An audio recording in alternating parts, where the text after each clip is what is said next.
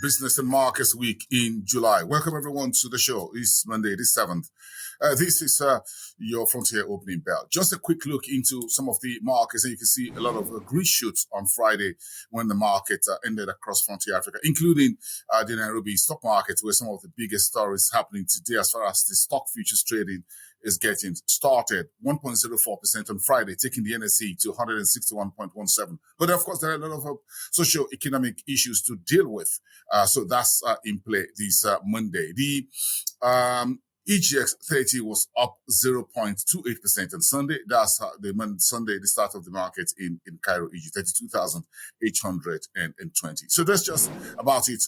Just to look back on Friday for you. Let's keep our eyes on what this week will look like. As always, starting on the East Coast with Kenya being our key focus today. The Nairobi Securities Exchange today under Frank Witty, the CEO, says starting the flotation or the trading and the launch of about a few stocks that will qualify for a futures trading is part of the derivatives market push forward that the NSE is trying to do on the platform of its next NEXT. And you can check that out up online. We'll get to see how this is pacing out towards the end of the week as soon as we can speak to the CEO of the Nairobi Securities Exchange. But this is all part of deepening the market and allow more retail investors, including international investors, by the way, to pick more stocks on the Nairobi Securities Exchange. About 8 or there about 10 stocks or so will be qualified for this first phase of the launch of it. Congratulations there. Let it open up this Monday, the 7th. In the meantime, Kenya is reporting FX reserves hitting about $11.09 billion, now covering about 5 months of imports, while Afreximbank says and its partners have signed £290 million deal to launch new Libreville airport. That's around Central Africa. And Guinea bauxite exports up 36% to about 99.9 million tons on Chinese demand, while Ethiopia says about $1 billion in financing deal with the World Bank will help move the country's economic reforms forward under Prime Minister Abiy. And of course, opening up a visa agreement with Nigeria.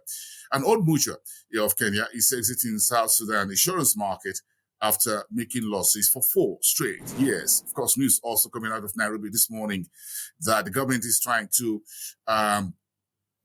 prevent the staging of protests in the city of Nairobi, the country's political and economic and financial epicenter. So sources within Kenya says in Nairobi that roads are closed by police, and the central business district is also a bit on the lockdown. Schools are closed also today just to prevent a breakdown of law and order. We're following that very closely, but the markets are officially opened and there's no official closure of the financial markets in Nairobi. Take it to West Africa.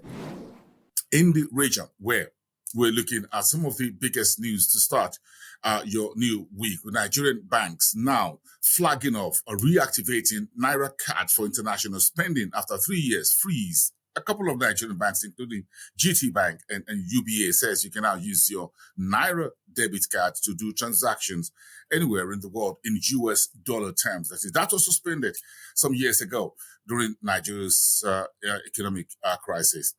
And according to a new report, Nigerians are paying up to $180 in taxes for booking international flight tickets out of the country. Nigeria, according to this report, is the only country in Africa that pays so much for international tickets.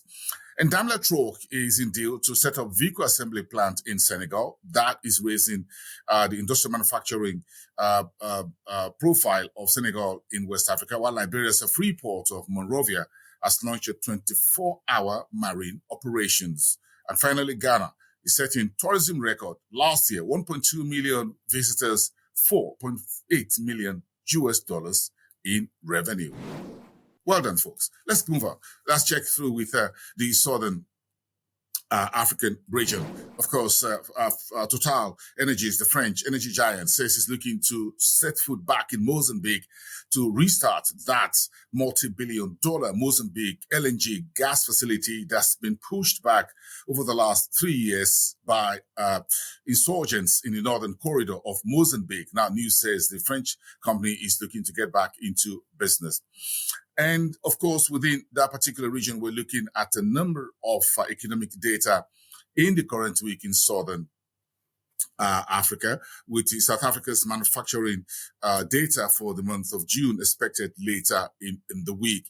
And Namibia's inflation is also on tap for the current week as well. You keep an eye out on some of these that we're covering for you, including Seychelles Islands as well, reporting on inflation and a few other data. We've got a very heavy economic data week on inflation, interest rate, for a number of African economies to bring you up to speed later on that in the week. Let's see what the big stories are for North Africa, with Morocco and Egypt making some of the biggest headlines as we look forward to the start of the business week. There's a whole lot to cover on the continent. Just keep an eye on Frontier Opening Bell as we bring everyone up to speed. And that's about it for today.